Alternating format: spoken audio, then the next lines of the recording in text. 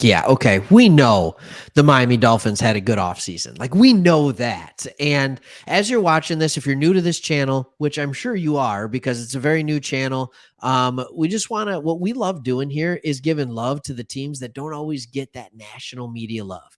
You're not going to see us doing videos on the Jets, the Giants, the LA teams, the Bears, stuff like that, the Cowboys. They get enough love in the national media. So we want to kind of share it on the little guy. This is our second channel. We also have Sports Talk Detroit. So if you want to support this channel, please hit that subscribe button. It's the best way you can.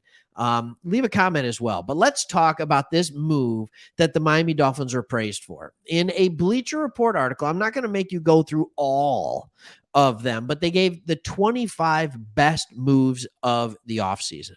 And as you can see, the Miami Dolphins come in here at number 4. Sometimes it's kind of nice as the offseason is done. OTAs are settling in. We're getting back. We're seeing really, for the most part, like we know, Hopkins is going to go somewhere and there's going to be a few other players that are going to get signed. And there's some things that teams can still do. But for the most part, the offseason's done. And we get to look as a whole at like, what were these moves? Were they good moves? And they rank this one number 4. I could rate it a little higher. I mean, a third round pick. Are you kidding me? That's it. Like Miami, it says Miami capitalized on the Rams mini teardown, landing star corner Jalen Ramsey for only a third round pick. I didn't realize it said that. All right. Miami adds him to a group that also features Xavier Howard and safety Javon Holland, giving the Finns one of the league's most promising defensive backfields. Great. It is. Now, I was just also watching Tyreek Hill. He was doing an interview and he was talking about how the Miami Dolphins offense was so good. And don't worry, we're going to stay on the defense here, but I'm just going to show you why this is so scary and how good this team can be. He talked about how the offense in year 1 with him there, new coaching staff, all this good stuff. Okay. New coaching staff, but he talked about how they were top 5 in every category. I don't know if they actually were. That's what he said. His words, not mine. Right. So he's talking about the Dolphins being top 5 in every category. Then all of a sudden you start to realize, oh man, they have one of the best defensive backfields in the league. But it's not just their defensive backfield that's good. It's their defenses that is good. If Tua can stay healthy, and even if he doesn't, that was one of the better. I thought this was a top 25 move, if I'm being honest with you, bringing in White as a backup quarterback. Having a guy that's there that can competently run an offense, he's going to be able to run that offense. He's going to be able to run that offense if Tua gets hurt again at a far higher clip than a backup last year. Even than Bridgewater. I really do feel that way. I really do. But this team, not only, and we're going to get to the depth chart in a second, but first, I want to talk about where they're spending money. All right. I want to talk about where they're spending money.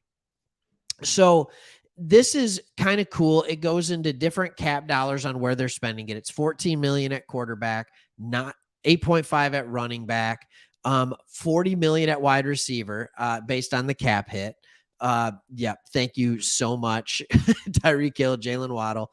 But it's not a crazy amount of spending. At tackle, they're $21 million. At guard, they're $11 million. The money isn't being spent on the offensive side of the ball, and their offense is the best. Like, this is nuts. But look at what they're doing when you come to the defensive side.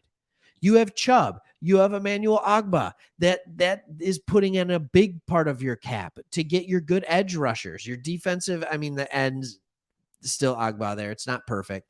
Tackle, you're spending some money. Linebacker. Oh my goodness. Thank you, Jerome Baker. All right. But here's where we get to corner and your corners here. How you can have Jalen Ramsey and Xavier Howard, who might be, if they play well. I know Howard's getting a little older. I know that's an older backfield. I get that. But these are two guys that have proven they are like top 5, 10 players at their position when they're playing their best. Ramsey's been the best. And you're only spending $26 million at corner. Like, you're spending money, but it's not dumb money. And then we come down here. You still have Jones. You still have Javon Holland. And then the sneaky good pickup. How you, as Miami Dolphins, got Deshaun Elliott for $1.77 million is beyond me. You see the sign back there, Sports Talk Detroit. When we didn't bring back Deshaun Elliott, I'm like, oh man, somebody's going to give him some money. Based on this Spotrac, which is this same website, his estimated based on his play, his grades, all that kind of stuff, they were saying 8 to 10 million. You got him for under 2. I was upset when the Lions didn't resign him for that amount of money. Now, I get what they were doing. They ended up being fine. But you guys have a good backfield. Put that with a solid specialist, especially with Jason Sanders at kicker. Miami Dolphins fans, you have had a team for a long time where you're like, we're missing that thing. We're just missing something. Since Marino left, it was basically a quarterback. And now you have Tua.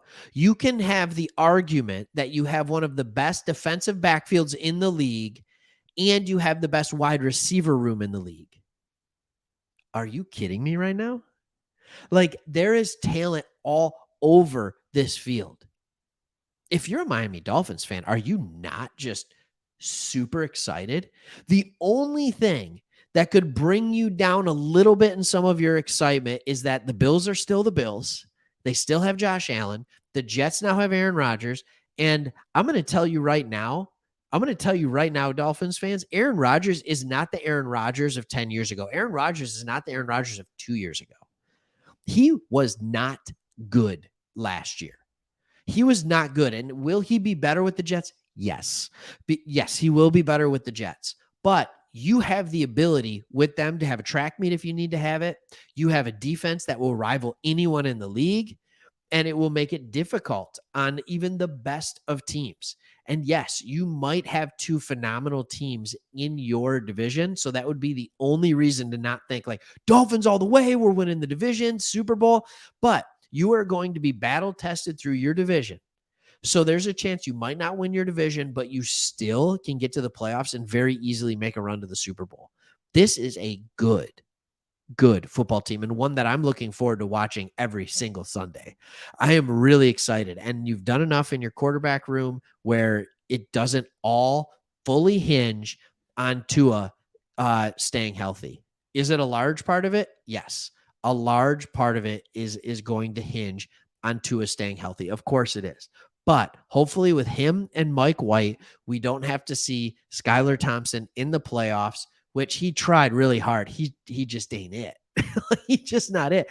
And that team still hung tough, and they only got better. All right. Hope you like this channel. Hope you like what we're doing. Fins fans, I know you're out there. Hit that subscribe button. Hey, if you have another team that you want us to do more stuff on, we're happy to do it. Taking suggestions.